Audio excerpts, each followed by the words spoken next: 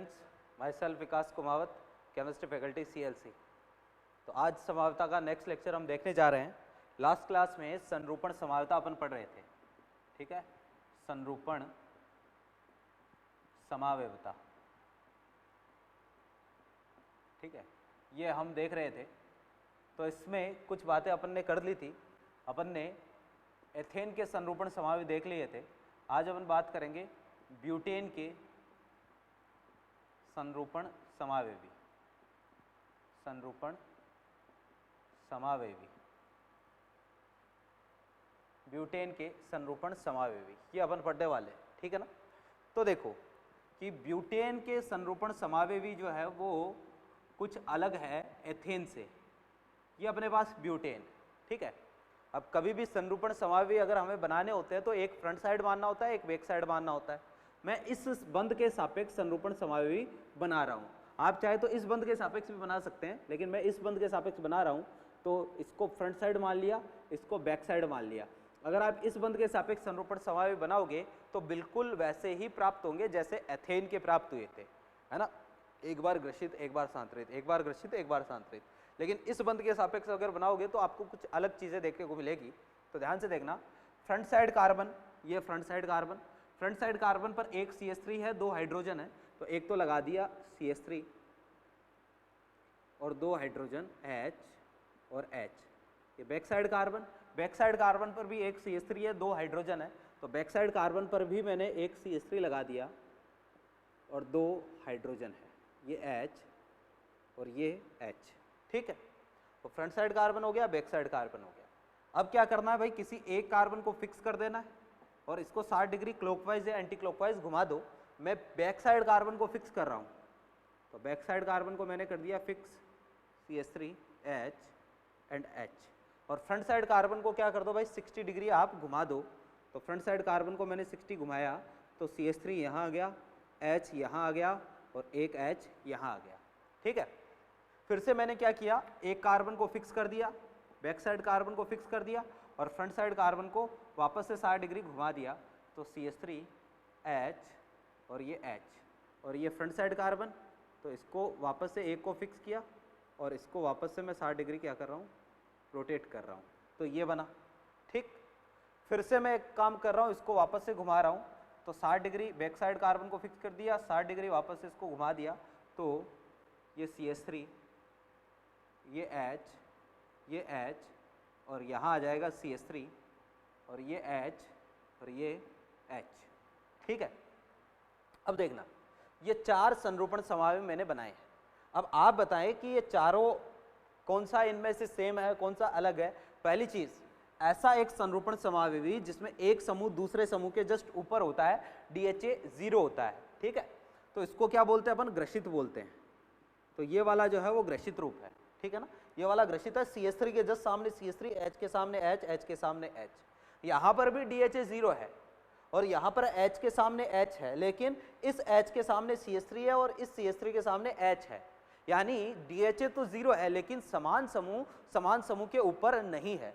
ग्रसित ये भी है, ये वाला भी ग्रसित है। ग्रसित कैसे हुआ कि DHA अगर 0 है तो ग्रसित ये भी हो गया, ग्रसित ये भी हो गया। लेकिन क्या ये दोनों समान है या अलग अलग है? ये दोनों अलग अलग है। कैसे कि CH3 के सामने CH3 है, H के सामने H, H के सामने H, समान समूह के ऊपर है। यहाँ पर भी DHA 0 है लेकिन H के सामने CH3, CH3 के सामने H, बिल्कुल ऐसा आ रहा है, यानी समान समूह के ऊपर नहीं है, ये अलग अलग है। तो ऐसा जिसमें सारे समान समूह के ऊपर हो पूरी तरह से, तो इसको तो बोलते हैं पूर्ण ग्रसित। ये वाला क्या है, पूर्ण ग्रसित। ग्रसित ये भी है लेकिन यहाँ समान समूह के ऊपर नहीं है, इसलिए इसको बोलेंगे हम आंशिक ग्रसित। तो एक तो पूर्ण ग्रसित हो गया, एक क्या हो गया, आंशिक ग्रसित। ये पूर्ण ग्रसित है, ये कैसा है, ये आंशिक ग्रसित है। यहाँ DHA 60 है, यहाँ पर भी DHA 60 है, तो जहाँ DHA 60 होता है वहाँ पर क्या बोलते हैं, सांतरित बोलते हैं, ठीक है। अब इन दोनों में क्या अंतर है कि भाई देखें जरा कि CH3 जस्ट CH3 के सामने है, H जस्ट H के सामने है, H जस्ट H के सामने, CH3 जस्ट CH3 के सामने है, यानी दोनों समूह एक दूसरे के जस्ट एंटी है। ये भी दोनों एक दूसरे के एंटी, मतलब सारे समूह एक दूसरे के अपोजिट है, सारे समान समूह एक दूसरे के अपोजिट है। यहाँ चेक करें, ये H H के सामने है, CH3 के सामने H, CH3 के सामने H। यहां पर भी DHA 60 है, लेकिन वो कंडीशन नहीं है, तो इसलिए इसको एक नया नाम देते हैं, इसको बोलते हैं गाउस, ठीक। और इसको हम नया नाम देते हैं, इसको बोलते हैं प्रतिसांत्रित। तो प्रतिसांत्रित क्या होता है, समझो ध्यान से। प्रतिसांत्रित का मतलब होता है जब समान समूह, एकदम समान समूह के सामने आ जाए, CH3 के सामने CH3, H के सामने H, H के सामने H, तो इसको प्रतिसांत्रित बोलेंगे। और गाउस किसको बोलेंगे कि भाई CH3 और CH3 अगर दो समूह के बीच का एंगल 60 डिग्री है तो इसको क्या बोलेंगे, गाउस बोलेंगे, ठीक है ना। तो एक तो प्रतिसांत्रित हो गया, एक गाउस हो गया। इंग्लिश में इसको बोलते हैं गाउच रूप, गाउच, है ना। इसको अपन बोलते हैं कंप्लीटली एक्लिप्स्ड, एक्लिप्स्ड, या इसको जो है वो केवल आप एक्लिप्स भी बोल सकते हो, या फुल्ली एक्लिप्स्ड, फुल्ली एक्लिप्स्ड। इसको बोलते हैं पार्शियली एक्लिप्स्ड, पार्शियली एक्लिप्स्ड। और इसको हम बोलते हैं एंटी स्टैगर्ड, एंटी स्टैगर्ड, ठीक है ना। तो चार रूप हो गए अपने पास, कौन कौन से, पूर्णतः घर्षित, गाउस रूप, पार्शियली एक्लिप्स्ड और एंटी स्टैगर्ड, ये चार रूप हो गए, ठीक है ना। ब्यूटेन के चार संरूपण समावयवी होते हैं। सबसे पहले पूर्ण घर्षित से इसको घुमाओगे तो गाउस बनेगा, गाउस से इसको घुमाओगे तो आंशिक घर्षित बनेगा, आंशिक घर्षित से इसको घुमाओगे प्रतिसांत्रित बनेगा। इसको वापस से मान लो मैं 60 डिग्री घुमाता हूँ, इसको 60 डिग्री घुमाता हूँ, तो मैंने क्या किया, बैक साइड कार्बन को तो फिक्स किया, फ्रंट साइड कार्बन को 60 डिग्री घुमाया। ये CH3 कहाँ जाएगा, यहाँ, है ना, ये H यहाँ और ये H यहाँ, तो वापस से कौन सा बन जाएगा, आंशिक घर्षित। यानी इसके बाद जब इसको 60 डिग्री आप रोटेट करोगे तो वापस से क्या होने लग जाएंगे, रिपीट होने लग जाएंगे। अब मैं बात करता हूँ भाई इनकी स्थायित्व की, स्टेबिलिटी की, या पहले एनर्जी की बात कर लेते हैं, पोटेंशियल एनर्जी का ऑर्डर। भाई सोच के बताओ सबसे ज्यादा एनर्जी किसकी होगी, भाई वो रूप जिसमें प्रतिकर्षण सबसे ज्यादा होता है, क्या, जिसमें प्रतिकर्षण सबसे ज्यादा होता है उसकी एनर्जी, उसकी ऊर्जा सबसे ज्यादा होती है। इनमें प्रतिकर्षण सबसे ज्यादा किस में होगा, या तो फुल्ली एक्लिप्स में होगा, पूर्ण घर्षित में होगा, या आंशिक घर्षित में होगा। प्रतिकर्षण इनमें ज्यादा है क्योंकि इनमें टॉर्शनल स्ट्रेन क्या है, मैक्सिमम है।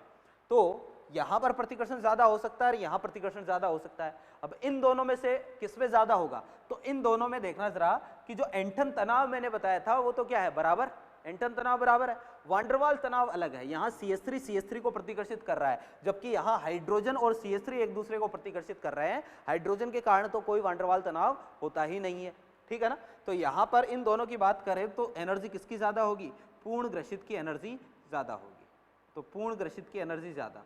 फिर कौन आएगा, आंशिक घर्षित, तो आंशिक घर्षित। अब बात करते हैं इन दोनों में से, गाउस और प्रतिसांत्रित में। तो भाई यहां पर देखना जरा, वांडरवाल तनाव, अच्छा यहां इन दोनों के बीच का एंगल कितना है, 60 डिग्री। तो एंटन तनाव तो दोनों में क्या आ गया, समान आ गया, क्योंकि यहां पर भी एंगल 60 है, यहां पर भी एंगल 60 है, तो एंटन तनाव दोनों में समान है। वांडरवाल तनाव दोनों में अलग होगा, CH3 के बीच में दूरी कम है, यहाँ CH3 के बीच में दूरी ज्यादा है। तो इनमें वांडरवाल तनाव क्या होगा, अलग अलग होगा। इसमें तनाव ज्यादा है, इसका मतलब इसकी ऊर्जा भी ज्यादा होगी। तो इसके बाद में आएगा गाउस और फिर इसके बाद में आएगा अपने पास प्रतिसांत्रित, प्रतिसांत्रित, ठीक है। तो ये अपने पास आ गया किसका क्रम भाई, स्थितिज ऊर्जा का क्रम, पोटेंशियल एनर्जी का क्रम, क्लियर बात। फिर नेक्स्ट अपने पास अगर मैं बात करूं स्थायित्व की,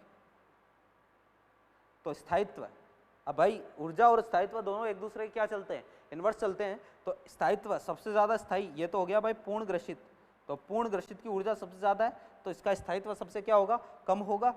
इसके बाद कौन सा आएगा, इसके बाद आएगा भाई आंशिक घर्षित, फिर कौन सा आएगा, गाउस, और फिर कौन सा आएगा, प्रतिसांत्रित। तो ये अपने पास आ गया भाई किसका क्रम, स्थायित्व का क्रम, ये आएगा स्थायित्व का क्रम, ठीक है ना। तो सबसे ज्यादा स्टेबल कौन सा है, एंटी स्टैगर्ड, मतलब गाउस, फिर सबसे ज्यादा प्रतिसांत्रित, फिर गाउस, फिर आंशिक घर्षित, सबसे कम स्थायी पूर्णतः घर्षित, पूर्ण घर्षित, ठीक है। तो ये है भाई ब्यूटेन के संरूपण समावयवी। अगर आप चाहो तो इसका एनर्जी डायग्राम भी देख सकते हो, देखना जरा, इसका एनर्जी डायग्राम देखते हैं, यहाँ बना रहा हूँ, ध्यान से देखना इसको।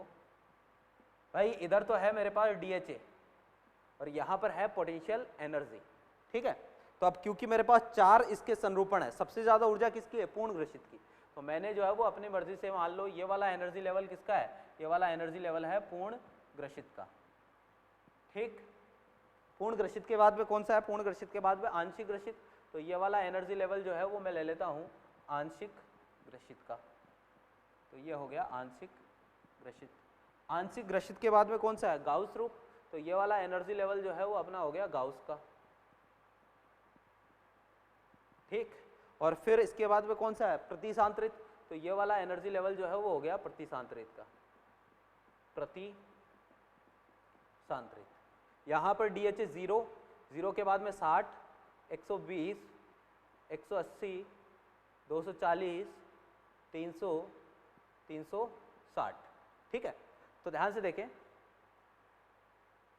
60, सबसे पहले बात करते हैं भाई 60 DHA जब 60 डिग्री है, ये वाली कंडीशन है ना, पहले 0 डिग्री है DHA, तो 0 से 60 जैसे ही आया तो कौन सा आया, गाउस, यानी एनर्जी क्या होगी, डिक्रीज होगी। और डिक्रीज होकर कहाँ तक जाएगी, गाउस वाले तक जाएगी। आप इसको जैसे जैसे घुमाओगे ऊर्जा कम होगी ना, क्योंकि पूर्ण ग्रसित से गाउस की तरफ जा रहे हैं तो एनर्जी डिक्रीज होगी। तो भाई देखना जरा कि पहले एनर्जी डिक्रीज होगी और 60 आया तो 60 पर कौन सा बनेगा भाई, गाउस वाला बनेगा। देखना जरा गाउस वाला बन रहा है, यहाँ तक डिक्रीज होगी, क्लियर है बात। फिर इसके बाद में आप इसको और 60 डिग्री घुमाओगे तो आंशिक ग्रसित, यानी इसके बाद में एनर्जी क्या होगी, बढ़ेगी ना।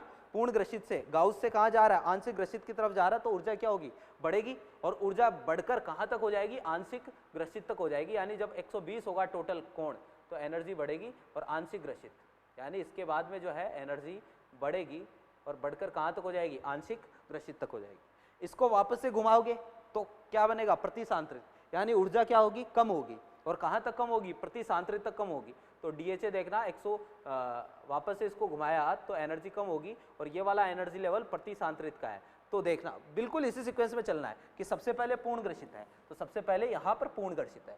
पूर्ण ग्रसित के बाद में कौन सा आया, गाउस आया, तो पूर्ण ग्रसित के बाद में यहाँ गाउस आ गया। फिर गाउस के बाद में कौन सा आया, आंशिक, तो गाउस के बाद में आंशिक ग्रसित यहाँ आ गया। आंशिक ग्रसित के बाद में कौन सा आया, प्रतिसांतरित, तो आंशिक ग्रसित के बाद में ये प्रतिसांतरित। फिर प्रतिसांतरित को अब इसको और घुमाओ, और घुमाऊंगा तो वापस से कौन सा आएगा, आंशिक ग्रसित, तो वापस से जो है वो आंशिक ग्रसित बनेगा।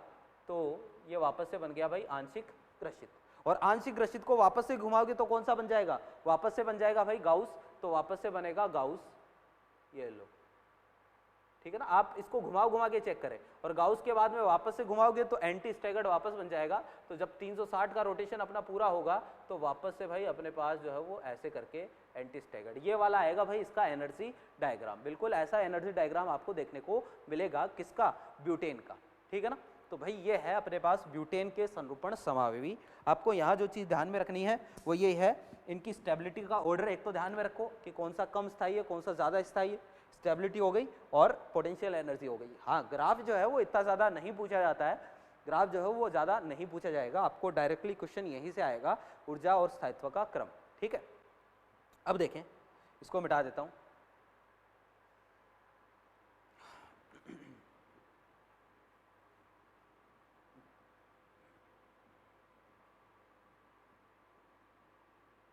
अच्छा, एक चीज़ यहाँ पर मैं आपको बता दूँ, लिख देता हूँ कि भाई संरूपण समावयवी जो होते हैं ना, इनको अपन अलग नहीं कर सकते, ठीक है ना। ये पॉइंट है, ध्यान में रखना। पॉइंट ये है भाई अपना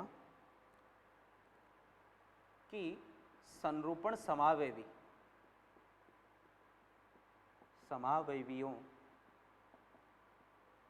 को अलग नहीं किया जा सकता, अलग नहीं किया जा सकता, ठीक है। ये लगातार एक दूसरे में परिवर्तित होते रहते हैं,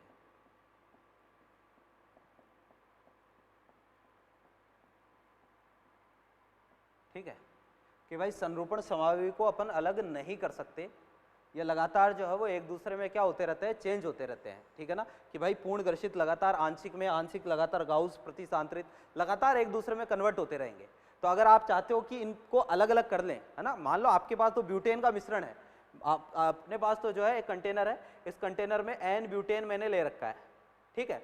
अब एन ब्यूटेन ले रखा है तो वहाँ क्या होगा, ये सारे समावयवी बनते जाएंगे, एक दूसरे में बदलते जाएंगे। आप चाहते हो कि इसमें से मैं गाउस को अलग कर लूँ, इसमें से मैं एंटी स्टैगर्ड को अलग कर लूँ, इसमें से मैं जो है वो पूर्ण ग्रसित को अलग कर लूँ, तो ये चीज़ संभव नहीं है। लगातार एक दूसरे में क्या होते जाएंगे, कन्वर्ट होते जाएंगे, ठीक है, इसलिए अपन इनको कभी भी अलग नहीं कर सकते, ठीक है ना। तो ये है भाई संरूपण समावयवता। अभी मैंने आपको क्या कहा कि भाई प्रतिसांत्रित और गाउस में से ज़्यादा स्थायी कौन सा होता है, प्रतिसांत्रित ज़्यादा स्थायी होता है। लेकिन कुछ केस ऐसे हैं, कुछ परिस्थितियाँ ऐसी हैं जब गाउस रूप ज़्यादा स्थायी हो जाता है। कुछ ही केस ऐसे हैं जिनमें गाउस रूप का स्थायित्व ज़्यादा होता है। वो कौन से केस हैं उसकी बात करेंगे।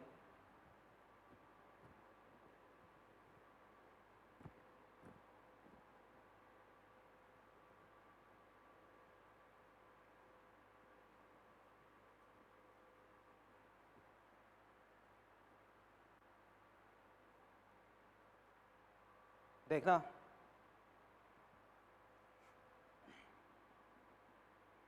इसको बोलेंगे भाई केस ऑफ हाइड्रोजन बॉन्डिंग,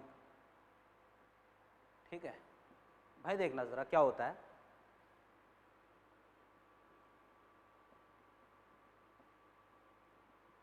कुछ ऐसे कंपाउंड है, एक तरफ OH लगा है, एक तरफ G है, और G क्या क्या हो सकता है, तो G कुछ भी हो सकता है, G की जगह OH भी हो सकता है, यानी ये भी OH आ गया, ये भी OH आ गया।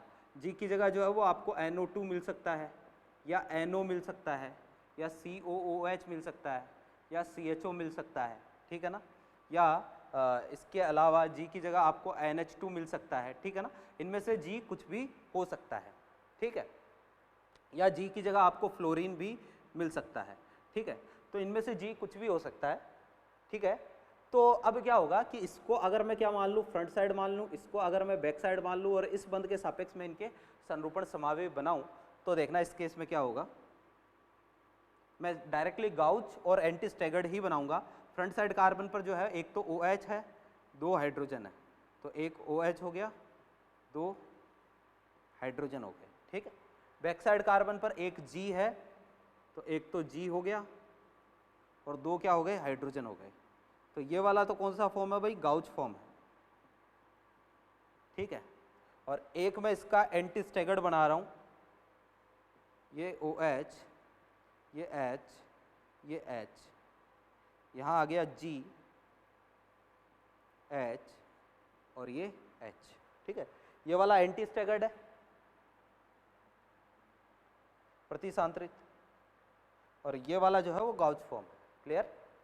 तो अब इन दोनों की बात करें, ज़्यादा स्थायी कौन सा होगा, तो गाउच फॉर्म जो है वो ज़्यादा स्थायी, मतलब इन दोनों में से एंटी स्टैगर्ड ज़्यादा स्टेबल होता है जनरली, लेकिन यहाँ गाउच फॉर्म ज़्यादा स्टेबल होगा। क्यों, क्योंकि भाई इनके बीच में जैसे मान लो यहाँ पर G की जगह मैंने OH लगा दिया, OH, ठीक है, तो इनके बीच में हाइड्रोजन बॉन्डिंग हो जाएगी, ये दोनों जो है वो आपस में बॉन्ड बना लेंगे, तो हाइड्रोजन बॉन्डिंग हो जाएगी,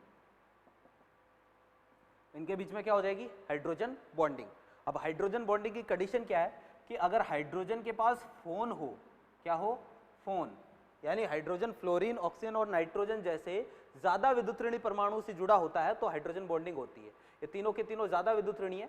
अगर हाइड्रोजन डायरेक्टली इनसे जुड़ा होता है तो ही हाइड्रोजन बॉन्डिंग होती है, इनके अलावा बाकी किसी परमाणु से हाइड्रोजन जुड़ा होता है तो वहां हाइड्रोजन बॉन्डिंग नहीं होती है।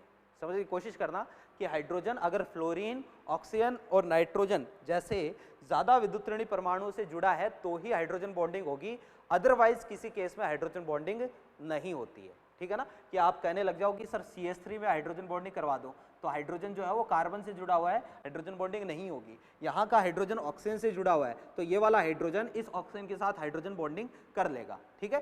तो हाइड्रोजन बॉन्डिंग के केस में आपको ये ग्रुप ध्यान में रखने हैं और ये सारा ध्यान में रखना है कि जब भी कहीं हाइड्रोजन बॉन्डिंग का चांसेस होगा वहां हाइड्रोजन बॉन्डिंग होगी और गाउच फॉर्म जो है वो ज्यादा स्टेबल हो जाएगा। आप कहोगे कि सर यहाँ हाइड्रोजन बॉन्डिंग नहीं होगी क्या, यहाँ OH कर दो, नहीं भाई, हाइड्रोजन बॉन्डिंग जो है वो एक निश्चित दूरी तक ही होती है, यहाँ दूरी कम है, यहाँ हाइड्रोजन बॉन्डिंग हो सकती है, यहाँ दूरी ज्यादा है, यहाँ, और दोनों एक दूसरे के अपोजिट में है तो हाइड्रोजन बॉन्डिंग नहीं होगी। तो गाउच रूप में हाइड्रोजन बॉन्डिंग की वजह से एंटी स्टैगर्ड से ज्यादा स्थायी हो जाएगा। इस स्थिति में लिख देता हूं, इस स्थिति में गाउस रूप एंटी स्टैगर्ड से हाइड्रोजन बॉन्डिंग के कारण ज्यादा स्थायी हो जाएगा। ठीक है, कि हाइड्रोजन बॉन्डिंग के कारण ये जो है वो क्या हो जाएगा, ज़्यादा स्टेबल हो जाएगा। क्लियर है बात। तो ये है भाई केस ऑफ हाइड्रोजन बॉन्डिंग। तो संरूपण समावता ऑलमोस्ट जो है वो क्या है भाई, कंप्लीट है। ठीक है, इससे रिलेटेड जो क्वेश्चन आपको करने हैं ये तो मैं आपको कल टिक करवाऊंगा। ठीक है, आज टिक नहीं करवाऊंगा। तो कल की क्लास में इससे रिलेटेड जो क्वेश्चंस है वो हम देखेंगे। इसके अलावा अब बात करते हैं अपन नेक्स्ट, अपना टॉपिक संरूपण समावता कंप्लीट है भाई। ठीक है ना, इसमें कोई डाउट हो तो बिल्कुल आप व्हाट्सएप करें, डाउट सॉल्व होगा आपका। नेक्स्ट अपन पढ़ने जा रहे हैं भाई त्रिविम समावता। दो प्रकार की बताई थी, एक तो संरूपण समावता और दूसरा कौन सा था भाई, विन्यासी समावता। तो अब हम बात करेंगे विन्यासी समावता।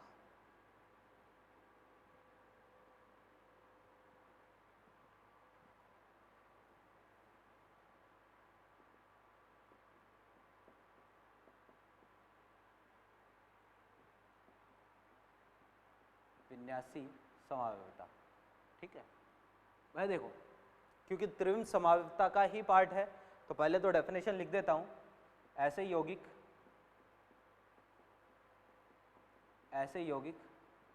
जिनका अणुसूत्र तथा संरचना सूत्र समान हो। ठीक है, ऐसे यौगिक जिनका अणुसूत्र तथा संरचना सूत्र समान हो किंतु यौगिकों का त्रिविम में विन्यास अलग अलग हो,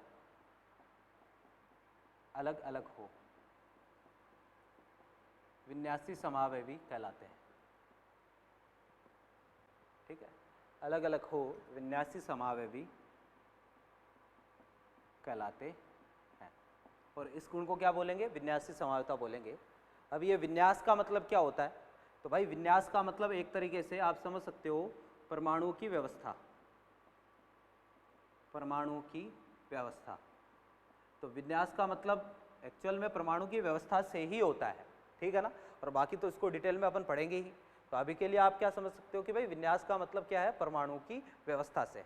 ठीक है, तो देखना जरा कि विन्यासी समावता अणुसूत्र संरचना सूत्र जो कि त्रिविम समावता की कंडीशन है, अणुसूत्र संरचना सूत्र समान होगा, क्या अलग होगा, परमाणु की व्यवस्था अलग होगी। कितने प्रकार की होती है, दो प्रकार की होती है। कौन कौन सी, एक तो ज्यामिति समावता बताई थी, एक प्रकाशिक समावता बताई थी। तो पहले हम पढ़ेंगे ज्यामिति समावता। तो पहले अपने पास है भाई इसमें ज्यामिति समावयवता। ठीक है, इंग्लिश में इसको बोलते हैं जियोमेट्रिकल आइसोमेरिज्म। ठीक है, शॉर्ट में बोलूँगा जीआई। तो ज्यामिति समावयवता या जीआई क्या होती है, ध्यान से देखना कि भाई ज्यामिति समावयवता या जियोमेट्रिकल आइसोमेरिज्म या जीआई। ठीक है भाई, एक तो मैंने आपको बताया था प्रतिबंधित घूर्णन, एक मैंने आपको बताया था मुक्त घूर्णन। तो मुक्त घूर्णन की वजह से तो कौन सी समावयवता हुई थी, इससे पहले जो संरूपण समावयवता अपन ने पढ़ी थी वो तो हुई थी मुक्त घूर्णन की वजह से। अब अपन बात करेंगे ज्यामिति समावयवता की। तो ये होती है प्रतिबंधित घूर्णन के कारण। ठीक है, किसके कारण होगी, प्रतिबंधित घूर्णन के कारण होगी। तो प्रतिबंधित घूर्णन क्या है वो तो समझ ही चुके होंगे, क्या भाई कि एक तो डबल बॉन्ड में प्रतिबंधित घूर्णन होगा। ठीक है, एक ट्रिपल बॉन्ड में भी प्रतिबंधित घूर्णन हो सकता है और एक रिंग में भी प्रतिबंधित घूर्णन हो सकता है। तो इन तीनों में प्रतिबंधित घूर्णन संभव है, डबल बॉन्ड, ट्रिपल बॉन्ड या रिंग, इन तीनों में प्रतिबंधित घूर्णन संभव है। ठीक है, तो अब देखना जरा कि भाई प्रतिबंधित घूर्णन के कारण अब ज्यामिति समावयवता क्या होती है। तो पहले तो मैं डेफिनेशन लिख देता हूं कि यदि यौगिक में प्रतिबंधित घूर्णन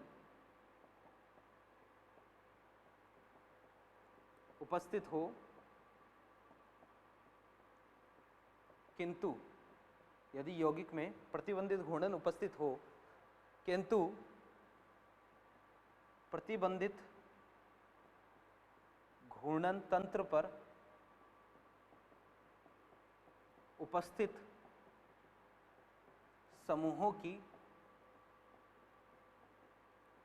त्रिविम व्यवस्था, त्रिविम का मतलब होता है 3D, त्रिविम व्यवस्था भिन्न भिन्न हो तो यौगिक आपस में जीआई होंगे। जीआई का मतलब ज्यामितीय समावेवी, ज्योमेट्रिकल आइसोमर्स होंगे। देखना जरा क्या लिखा है, यदि यौगिक में प्रतिबंधित घूर्णन हो, ये जीआई की पहली कंडीशन है, ठीक है। क्या यौगिक में क्या होना चाहिए? प्रतिबंधित घूर्णन। अब प्रतिबंधित घूर्णन या तो डबल बॉन्ड या फिर रिंग। ट्रिपल बॉन्ड भी प्रतिबंधित घूर्णन होता है, लेकिन ट्रिपल बॉन्ड की वजह से जीआई नहीं होती है। क्यों नहीं होती है अभी बात करते हैं, ठीक है। अब प्रतिबंधित घूर्णन तो क्या होता है ये तो समझ ही गए, क्योंकि इससे पहले मुक्त घूर्णन के कारण अपन ने संरूपण समावयवता पढ़ ली है। अब प्रतिबंधित घूर्णन जो है वो क्या होता है? डबल बॉन्ड की वजह से होगा या ट्रिपल बॉन्ड की वजह से होगा। तो यदि यौगिक में प्रतिबंधित घूर्णन हो किंतु प्रतिबंधित घूर्णन तंत्र पर उपस्थित समूहों की त्रिविमीय व्यवस्था भिन्न भिन्न हो। एग्जाम्पल से मैं अपनी बात स्टार्ट करता हूं कि मान लो कोई ऐसा कंपाउंड है मेरे पास,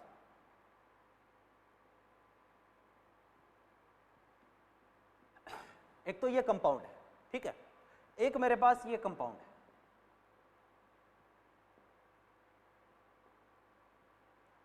एक मेरे पास ये कंपाउंड, ये दो कोई अलग अलग कंपाउंड है, ठीक है ना। अब इन दोनों में क्या चीज सेम है? तो भाई वो ही देखना जरा, डबल बॉन्ड है इसमें भी, ये मस्ट है भाई कंडीशन कि जीआई शो करने के लिए या तो उसमें डबल बॉन्ड होना चाहिए या फिर रिंग होनी चाहिए, ठीक है ना। तो डबल बॉन्ड है, इसमें भी एक डबल बॉन्ड है, फिर इस कार्बन पर एक ए जुड़ा है एक बी जुड़ा है, इस कार्बन पर भी एक ए जुड़ा है एक बी जुड़ा है, इस कार्बन पर एक ए एक बी, इस कार्बन पर भी एक ए एक बी, ठीक है। तो अब इनमें पहले वाले में देखना जरा, दोनों ए एक ही तरफ है, जबकि इसमें देखना दोनों ए जो है वो अपोजिट डायरेक्शन में है। ऐसे इसमें दोनों बी एक तरफ, दोनों ए एक तरफ, इसमें दोनों बी अपोजिट डायरेक्शन, दोनों ए भी क्या है? अपोजिट डायरेक्शन में, ठीक है। तो इन यौगिकों में सब कुछ समान है, प्रतिबंधित घूर्णन है, इनका फॉर्मूला समान है, इनका संरचना सूत्र भी समान है, आईयूपीएसी नाम लिख के देखोगे वो भी समान आएगा, अभी एग्जाम्पल देख लेंगे, ठीक है। तो अलग क्या है? अलग है भाई इनमें परमाणु की व्यवस्था कि दोनों तरफ ए समान है, दोनों तरफ बी समान है, उसमें दोनों तरफ अपोजिट है, तो परमाणु की व्यवस्था अलग अलग है। ये दोनों आपस में क्या होंगे? जीआई होंगे, ये दोनों आपस में ज्यामितीय समावेवी है। एक एग्जांपल से समझते हैं, देखना,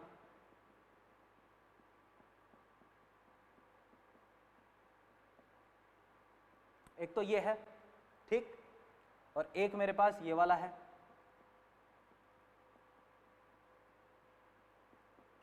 एक ये है, ठीक है भाई। इसमें देखना CH3 और CH3 दोनों एक ही दिशा में है, H और H दोनों एक ही दिशा में है, ठीक है। इसमें दोनों CH3 जो है वो अपोजिट डायरेक्शन में चले गए और दोनों H अपोजिट डायरेक्शन में चले गए। इसका नाम लिखोगे तो 1 2 3 एंड 4, नाम क्या आएगा? 2 ब्यूटीन। इसका नाम भी 1 2 3 4 2 ब्यूटीन। दोनों का नाम समान है, इसका मतलब दोनों का संरचना सूत्र समान है। दोनों में अलग क्या है? केवल परमाणु की व्यवस्था, यहां दोनों H एक ही साइड है, यहां दोनों H अपोजिट डायरेक्शन में है, ये दोनों एक दूसरे क्या है? जीआई है। अब ट्रिपल बॉन्ड में ये चीज नहीं होती है, ध्यान से देखो कि जैसे ये कंडीशन है, ठीक है, नाम इसका 1 2 3 क्या हो जाएगा भाई? 2 ब्यूटाइन, सॉरी 2 प्रोपाइन, ठीक, या प्रोपाइन 2, और एक मेरे पास है भाई CH3C ट्रिपल बॉन्ड CH, इसका भी नाम क्या है? प्रोपाइन 2 या 2 प्रोपाइन, ठीक है। तो दोनों जो है वो एक ही कंपाउंड है। अब मैंने इसमें CH3 को इस तरफ लगा दिया और इसमें इस तरफ लगा दिया, इसकी कोई व्यवस्था नहीं बदली है। जैसे ये मार्कर है मान लो, ठीक है ना, ये CH3 लगा हुआ है और इधर हाइड्रोजन लगा हुआ है, तो आप इसको ऐसे देखो चाहे ऐसे देखो, एक ही बात है। आप जो है CH3 इधर है, हाइड्रोजन इधर है, ऐसे ही CH3 इधर है, हाइड्रोजन, इसमें कोई त्रिविम व्यवस्था चेंज नहीं हुई है। तो ट्रिपल बॉन्ड के कारण जो है वो कभी भी जीआई नहीं होती है, ध्यान रखना भाई। ट्रिपल बॉन्ड के कारण जीआई नहीं होगी, जीआई होगी किसके कारण? डबल बॉन्ड के कारण, या फिर जीआई रिंग के कारण भी हो सकती है। किसके कारण हो सकती है? या तो डबल बॉन्ड के कारण या रिंग के कारण जीआई संभव है। क्लियर है बात? तो भाई ये हो गया अपने पास जीआई डबल बॉन्ड के कारण संभव है या रिंग के कारण संभव है, ट्रिपल बॉन्ड पे जीआई नहीं होगी। और रिंग वाले जो एग्जांपल है ना, मैं आपको कल की क्लास में उसे मॉडल से समझाऊंगा, ठीक है ना। तो अब बात करेंगे अपन जीआई के लिए कंडीशन कि कौन कौन सी शर्तें हैं कि वो पूरी हो तभी जीआई शो होगी। कुछ कंडीशंस है उनकी बात कर लेते हैं, ठीक है। तो देखें, आपको क्वेश्चन ऐसा ही देगा कि भाई इस कंपाउंड में ज्यामितीय समावयवता संभव है या नहीं है, है ना, या 4 ऑप्शन दे देगा और पूछेगा कि इनमें से कौन सा ज्यामितीय समानता प्रदर्शित करेगा या कौन सा इनमें से ज्यामितीय समानता प्रदर्शित नहीं करेगा। तो इसके लिए जो शर्तें मैं बताने जा रहा हूँ वो शर्तें फुलफिल होनी चाहिए, तब तो जीआई होगी, अदरवाइज जीआई नहीं होगी। तो जीआई के लिए शर्त, जीआई होने के लिए कि किसी कंपाउंड में जीआई होने के लिए क्या क्या शर्त है। जीआई के लिए शर्त कि भाई क्या क्या शर्तें होनी चाहिए एक कंपाउंड में जीआई प्रदर्शित करने के लिए। तो पहली शर्त तो यही है कि यौगिक में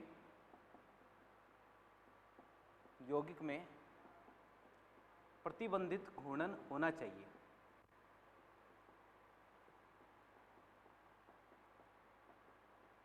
ये पहली कंडीशन है कि यौगिक में क्या होना चाहिए, प्रतिबंधित घूर्णन। प्रतिबंधित घूर्णन का मतलब या तो उसमें डबल बॉन्ड होना चाहिए या उसमें क्या होनी चाहिए, रिंग। अब ट्रिपल बॉन्ड की वजह से तो जीआई शो नहीं होगी, क्योंकि ट्रिपल बॉन्ड की वजह से परमाणु की व्यवस्था जो है वो एक दूसरे के सापेक्ष नहीं बदलती है, इसलिए ट्रिपल बॉन्ड की वजह से जीआई नहीं होती है। दूसरी कंडीशन है कि प्रतिबंधित घूर्णन तंत्र के किसी कार्बन पर जुड़े दोनों समूह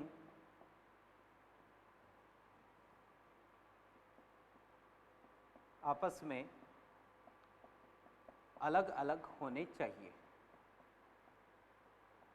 यह दूसरी कंडीशन है कि प्रतिबंधित घूर्णन तंत्र पर जुड़े किसी कार्बन, प्रतिबंधित घूर्णन तंत्र का जो कार्बन होता है, मान लो ये डबल बॉन्ड आ गया, तो डबल बॉन्ड की वजह से ये प्रतिबंधित घूर्णन है, ठीक है।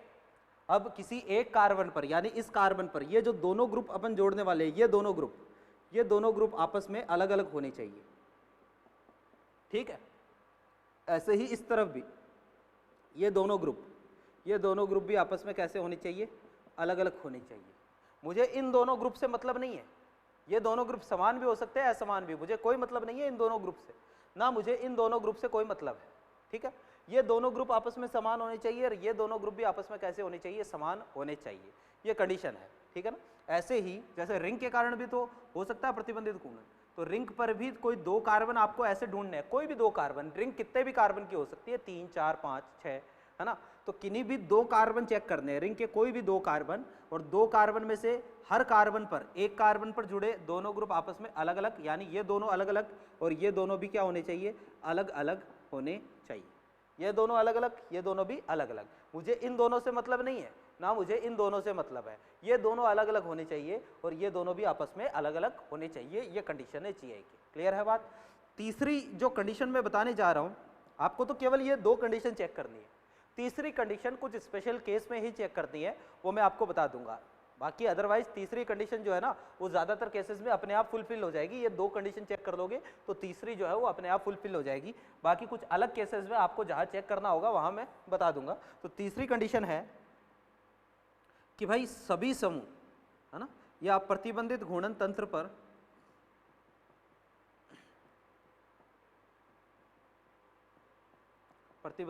तंत्र पर जुड़े चारों समूह समान तल में होने चाहिए।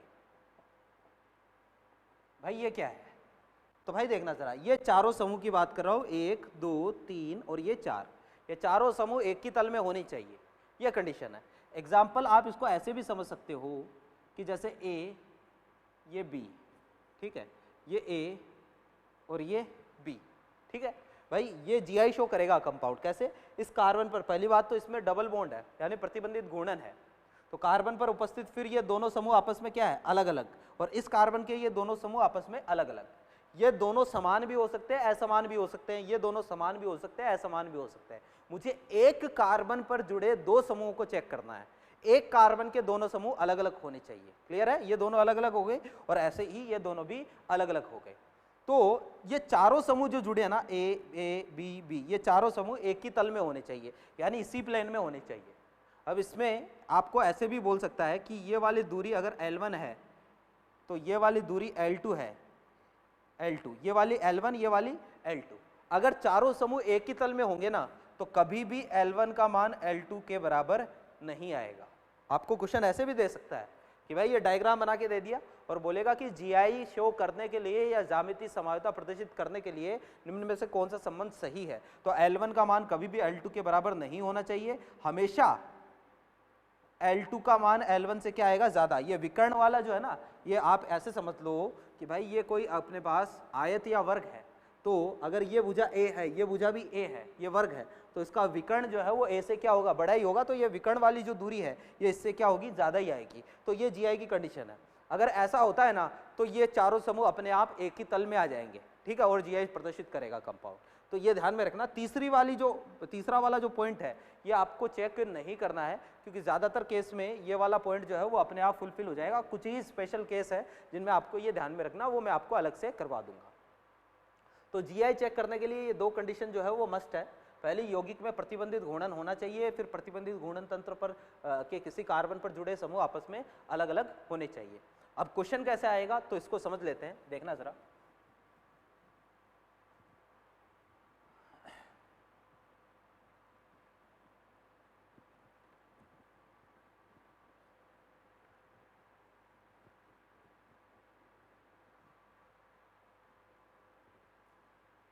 देखना, आपको चेक करना है कि कुछ कंपाउंड मैंने आपको दे दिए। एक कंपाउंड ये दे दिया, जीआई चेक, इस पे ये जीआई प्रदर्शित करेगा या नहीं करेगा, ये हमें चेक करना है।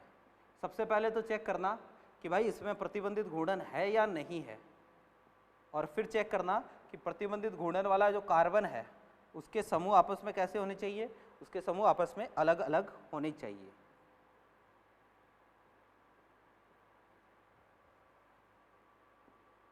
पहले मैं रिंग वाले नहीं ले रहा हूँ, रिंग वाले अपन अलग से एग्जाम्पल करेंगे, ठीक है ना। तो रिंग वालों की बात अपन नहीं करेंगे। पीएच का मतलब क्या होता है भाई, पीएच का मतलब होता है फेनिल, ठीक है।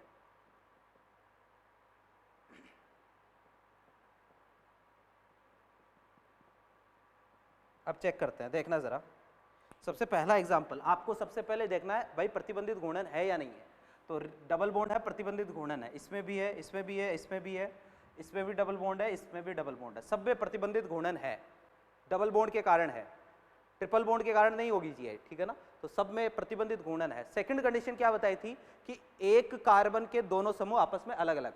तो भाई इस डबल बॉन्डेड कार्बन, ये डबल बॉन्डेड कार्बन, ये डबल बॉन्डेड कार्बन, इस कार्बन पर दो चीजें जुड़ी होनी चाहिए, दोनों आपस में अलग अलग। इस कार्बन पर एक तो CH3 जुड़ा है, एक क्या जुड़ा है, हाइड्रोजन, दोनों अलग अलग है। इस कार्बन पर भी एक CH3 है, एक हाइड्रोजन, इस कार्बन पर भी दोनों अलग, इस कार्बन पर भी दोनों अलग। ये वाला जीआई शो करेगा। अब कैसे करेगा, कौन से इसके समावयवी बनेंगे, इसकी बात अपन बाद में करेंगे। इसको चेक करते हैं। तो ये कार्बन पर एक तो H है, एक CH3, दोनों अलग अलग, लेकिन इस कार्बन पर दोनों के दोनों क्या आ गए, हाइड्रोजन। ये जीआई शो नहीं करेगा, एक कार्बन के दोनों समूह अलग अलग होने चाहिए। ऐसे ही यहाँ चेक करते हैं, H, H, और इस पर जो है एक H, एक CH3, इस पर एक H, एक PH, PH का मतलब फेनिल। तो ये दोनों अलग हो गए, ये दोनों भी अलग हो गए, ये भी जीआई शो करेगा। इस पर चेक करते हैं। तो भाई डबल बॉन्ड है, प्रतिबंधित घूर्णन है, ये दोनों समान आ गए, इस कार्बन पर उपस्थित दोनों समूह समान है, और इधर ऑक्सीजन पर तो कुछ जुड़ा ही नहीं है।